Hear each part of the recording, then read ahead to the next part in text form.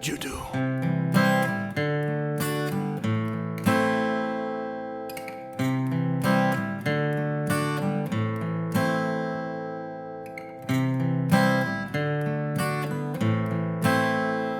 Apocalypse was bad. Been down that road before, but Deadpool brought it back. Let's hope this film can score. Origins tore a hole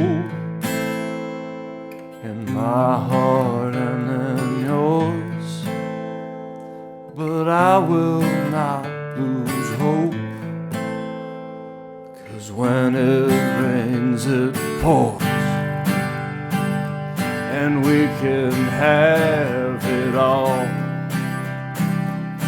DC, Marvel, Fox, please don't let us down. Please don't make it hurt.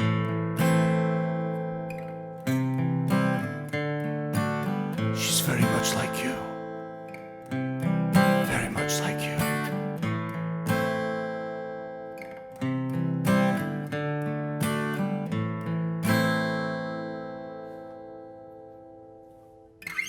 Hey guys, welcome to a new episode of Geek Authority. I am Anthony. I'm Nabil. We are coming to you guys with a review of Logan. It's going to be spoiler-free for the most part, but at the end we're going to get into some spoilers. We're going to give you guys a warning beforehand. Let's keep it short and sweet. Nabil, did you enjoy Logan? I did. I really did enjoy Logan. Overall, it's a great film. The R rating makes it the film that we all wanted from the Wolverine. And just cutting it short for now, just great movie. What about you? I agree. I really liked it. I wasn't sure the first day I saw it walking out of the theater. I knew I liked it. I didn't know how much. It kind of takes me a while to figure out what exactly I feel about a movie. But I slept on it and I woke up in the morning and I figured they really couldn't have done anything more. This is really the movie that Wolverine needed a lot. I read a lot of early reviews because this was screened for critics for a while. And it got amazing reviews, and I was worried that it's going to raise my expectations and it might not live up to my expectations. But a lot of the reviews said that this is the Wolverine movie that we deserve and as fans and stuff, and I agree to a certain degree, but I think it's really the movie that Hugh Jackman deserved, because this is the portrayal and the performance that he's been wanting to give with Wolverine for a long time. He just wasn't given the right movie to do that, and while I really love him in every single X-Men movie, even X-Men Origins Wolverine, he never phoned it in. Hugh Jackman is always like on top of his game when it comes to Wolverine, but they really gave him a film and a chance to truly show what he can do as that character. And it wouldn't have worked with any other character because we've grown up with him for 18 years almost as that character. So it was really perfect, and we got a chance to say a proper goodbye to that character. And like, I have a few nitpicks that I'll get into later, but overall it was exactly what it needed to be. I agree. Like you said, this is the Wolverine movie that we've deserved, and Hugh Jackman deserves this movie more than anyone. But I was wondering about the budget of the movie. Do you happen to know how much it was? I think it's about 100 to 150 million, but there were a couple of cheap-looking shots. Yeah, green screen when he was driving and he's looking back. Every single X-Men movie, for some reason, these things cost like 100 to 200 million. There's always one shot that has horrible green screen. Yep. This one had the driving one. The kids at the end, some of their powers look kind of wonky. There's just, in terms of like the cast, they saved a lot of money on the villains, I would say. Yeah, like you got yourself the Narcos DEA he was agent. good. Yeah, we don't know all the actors' names. The Narcos guy was really good though. I thought he was great. I loved him in Narcos. I think the guy can handle a bunch of he can be in movies. He proved that. He's got a natural sort of charisma. I really liked the little girl who played X-23. I think Daphne or something, but she's incredible, except when she talks. She was so great. annoying. She doesn't talk for most of the movie. When she starts talking, you got this. Why is he talking like this? Maybe not the best, but she was great for the movie, and she was very serviceable. Hugh Jackman, like we mentioned, was great. Patrick Stewart, again, much like Hugh Jackman, he's been this character for almost 20 years. He knows him inside and out. And to see him sort of losing his mind. So Professor X's plot in the movie, he's becoming senile, sort of, with age. So you dementia or something. Dementia. So you have this guy with the most powerful brain on Earth, but he's slowly starting to lose control of his brain and his powers, and it's something to see. And again, a lot of people are going to learn the wrong lessons from this film, like, oh, we need to make R-rated movies, and it's not why this movie worked. It worked because we know these characters. There's all this background, so seeing them transform. Do you think, we've seen all the X-Men films, but do you think someone who hasn't seen any X-Men film can walk in and enjoy it? Sort of. I think you can. Yeah, for sure. Yeah. They don't really give anything away about the whole X-Men storyline. Yeah, they barely hint at any of the older films. It's just, I think it would help. It's a very close-knitted story. There's just a few characters. Yeah. Like, they didn't bring back Caliban from Apocalypse. Yeah, from Apocalypse. It was a different. With Stephen Merchant this time. Yeah, instead he of was really good. Whoever Stephen it was Merchant was last great. time. The whole cast, it feels like the budget they spent on, like, it was in terms of casting. They got Patrick Stewart, they got themselves Hugh Jackman, and Stephen Merchant's a couple of B characters as well. I mean, the film is just, it's what's cool about it is the film scales back from other X-Men movies. The last one we had was Apocalypse. I didn't like it very much. Nope, very bad movie. This is a very direct story. It's very simple to follow. It's very much like a Western / road trip film. It's very much like The Road and The Last of Us, the video game.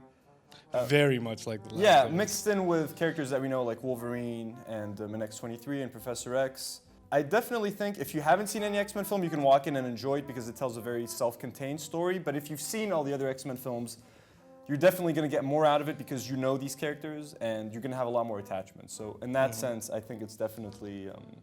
I think the it's thing definitely a that, plus. that I enjoyed most, I mean, I think the story wasn't the greatest story ever written, but it was serviceable to what we were getting. It was just the Wolverine movie, R-rated, and the action is what I was most looking forward Yeah, to. the action, we have to talk about the R-rated action. So Wolverine's powers are innately very violent and very grotesque. And in other X-Men films, when you watch They them... just cut out and there's just a Yeah, splatter of they blood, cut away, maybe. you see him slashing at things, but you don't get to see the effect of that. But that's something that is important for a character like Wolverine because his ability is very violent.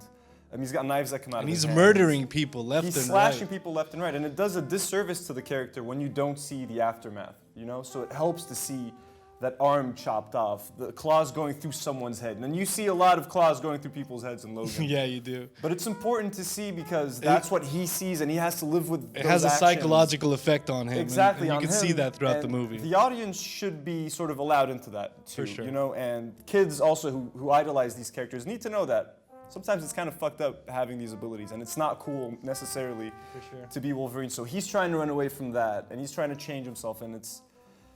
Again, James Mangold and Hugh Jackman worked together on The Wolverine, which was the sequel to X-Men Origins. And that movie worked much better than X-Men Origins. Anything works better than X-Men Yeah, Origins. they But were- it had problems too. I didn't love the Wolverine. Exactly. The second half was the third act was horrible. It got kind of clunky and cartoonish. But in the beginning, they were trying to do some things that you see them nail in this version. Yeah. Now they had, after Deadpool made all the money that it made, over 700 million worldwide for an R-rated film, it gave Mangold and Hugh Jackman a lot more freedom to really make the movie they've been wanting to make for a while. So in that sense, I can't recommend it enough. It's not a comic book film. It is a Western. It's a road trip film. It's a drama that happens to have comic book characters that we've known for a long time. So in that sense, definitely check it out. It is one of the best X-Men movies in a while. It is one of the most different comic book movies you'll ever get, and we need more movies like this to keep the genre fresh because it's getting kind of stale. We're getting a lot of repetitive movies. We need stuff like this to come in and mix it up from time to time. So I just wish we got a little bit of Channing Tatum here, but we got nothing. we're not. We're never gonna see Gambit Channing. is never gonna happen. So just gonna talk about a couple of our nitpicks here. I thought the film had a very slow stretch in the middle. Yep, the There was. action. It started off with a very cool action sequence. There was another very cool one later down the line. But there was maybe like a 25 to 30 minute stretch, or at least it felt like that, where not a lot happened, and it was a very It's repetitive the thing, road like- trip going up to. Yeah, they're trying to get someplace, and on the way, like Wolverine is tired, so he passes out and he wakes up somewhere else. And then he passes He passes out. out again and he wakes up somewhere else. Then it happens again. So for about 20 to 30 minutes, not a lot happened. I thought they could have maybe added a little something or taken some of that stuff out, because the movie isn't short. It's about 2.5 hours almost. So that's a little nitpick. Some of the effects looked a little cheap. There were some child characters that come in through the end. I thought some of that stuff was a little maybe clunky, and some of it looked a little cheap. But again, it's nitpicks. I think overall it was great. Do you have anything else to? Of the nitpicks, no. I think you've.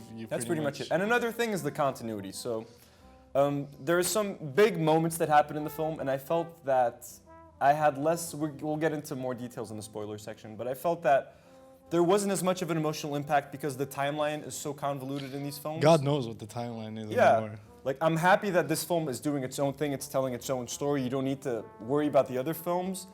But if something happens to a certain character and you're not sure what timeline it's happening in, and they reference the Statue of Liberty at one point, which happened in the first X-Men film, but we're not sure what's Days of happening. Future Past kind of scratch everything out. That's just, I just wish they had the whole continuity thing down better, but I think it's at this point just like. it helps the film that it's not tied to that. It's just its own thing. You can watch it. And That's enjoy why for I what enjoyed it. Is Yeah. because I just blocked my mind of anything Exactly. related to timeline. That's why it's a nitpick. It's just, it would have been nice to just have it.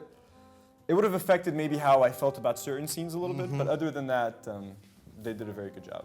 That's our. Do you want to give it a number or just? I'd rather not give it a Exactly. number. Go see it. It's definitely worthwhile. We're gonna get into some spoilers right now, so if you have not seen the film, Get out of here. stop watching the video, hit pause. We gonna ruin the shit out of it for you. So you've been warned. Yeah, George, you've been warned. George, get out. Our sound guy hasn't seen it. Get on out. Come on. Shoot. Our sound guy, also coincidentally the host of the hit show Duda. No, come out from the beginning. Come, say hi. He's been taking sound. He's the best. George is a multi-talented. Get out of here. Go. Go Don't get. Again, spoilers in case you haven't stopped yet. Here you go.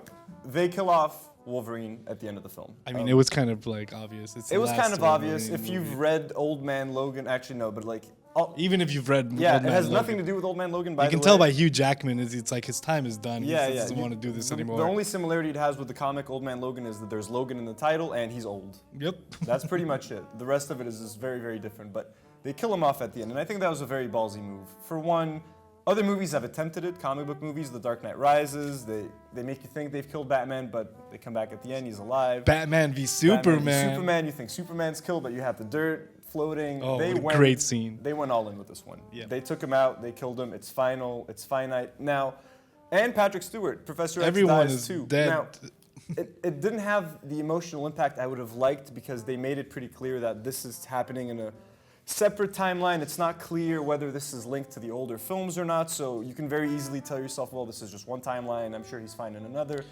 But it's still ballsy. Even then, I It's- kind of felt like throughout the movie, the advertisement going into this movie, I always felt like he was gonna die. Yeah, and he kept saying, this is my last performance. I hope it's not, but if it is, I'm totally fine with it. This is a because great performance. It's a great goodbye, but they went for it, and it was very emotional. I almost teared up. Like, I was on the verge of tearing up because he has a very nice exchange with X-23 right at the end, and she calls him Dad, and that's the last thing he hears. And I personally felt Thinking about it now is nothing. giving me goosebumps, Maybe I have no soul or heart, but I felt nothing in that scene. I didn't feel no, like. what I was when Professor X died, I didn't feel much. I don't think it got its due that moment. But when Wolverine went and he had that last moment with X-23, who is revealed to be his daughter, not as emotional as I thought it would be again because of the whole continuity. I thing. feel like he never really acknowledged her. Like there was never any kind of like love between them between Act 2 and Act 3. But they made that clear because he told her, every time I get close to someone, something bad happens. And he's been through that shit time and time again. So he's developed such a thick skin, literally, and it's sort of like his ability. But he nice. doesn't allow himself to get close to anyone. And she tries, but he's learned his lesson. And he probably knew he was going to die at the end. And one thing, okay, I have a thing with movie cliches. the coughing. The coughing, okay? Every time this happens in a movie, when they want to establish a character is sick, he coughs once, and then near the end of the movie, he coughs blood. He coughed once in this, I was like, he's totally gonna cough blood by the end, and he coughed blood. I'm like, just Yeah. stop it with that cliche. That's it, that's enough. It's too easy to It was call. gonna happen. No more coughing blood. All right, guys, so that was our review. I may have not sounded very positive about the movie because I don't know. I guess the story didn't click with me as much as I would have loved for it to click with me. But I loved the action more than anything I've seen in like Deadpool's action is nothing compared to what they did here. Yeah, no, it's like, the action in Deadpool was fine. I didn't even really love Deadpool that much, but what's cool in this is because we've seen Wolverine do things before, but never like this. Exactly. And this was so brutal. It's like a payoff. Yeah, and the action is pretty sporadic. It's not this is not like a crazy action film, but it's used at the right times, and it's so impactful, and it's so violent that it reminds you that, damn, this dude has been living with these abilities, these horrible abilities for such a long time, and we finally get to see what he's been seeing through his eyes. Like for, when he takes out for his all these claws years. and he has that little short one. Yeah, and and he's pulling it first, out. and Oh my god. it's really fantastic. So I really can't recommend this enough. If you're a fan of the franchise, you've probably already seen it. If you're on the fence, definitely check it out because it's very much a drama and it's emotional and there's some payoff there. There's very little comic book movie, tropes that you see. Yeah. This is going to change the game. You're going to see a lot of imitators trying to recreate this, but they're not going to be able to because. Can't wait for the Green Arrow movie. That's going to be exactly the same. But you can't make that because we've never grown up with an actor playing the character for so long. He's been Wolverine for 18 years almost. Good luck trying to do this with Ben Batman, Affleck. Ben Affleck or something. It's not going to work. This worked because there's a very particular set of ingredients, and we got what we've been wanting and what Hugh Jackman wanted. So I'm happy for him mostly. This is going to make a ton of money. That's the movie.